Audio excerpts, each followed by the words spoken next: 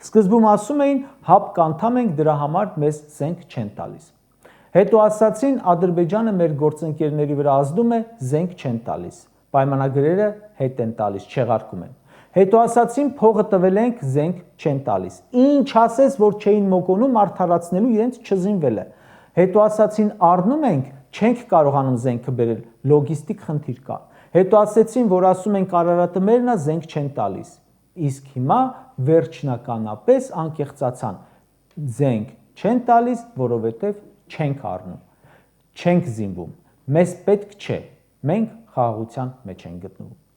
Ադրբեջանը զինվում է, պատերազմի է գնում, ջանդամ է իրեն, մենք խաղաղության ենք գնում։ Իմիջիալոց, որ հանկարծ զինվում են էլ հայտարարում են զինվում ենք, բայց երրորդ կողմի դեմ չէ։ Ադրբեջանը որ հարձակվի, մենք չենք պաշտպանվի, այդ զենքը նրա վրա չենք ուղղելու։ Արարատ Միրզոյանն է ասում։ Իսկ ինչ է անում Հայաստանի հետ խաղաղության գնացող Ադրբեջանը, ճակերտների մեջ խաղաղության գնալը։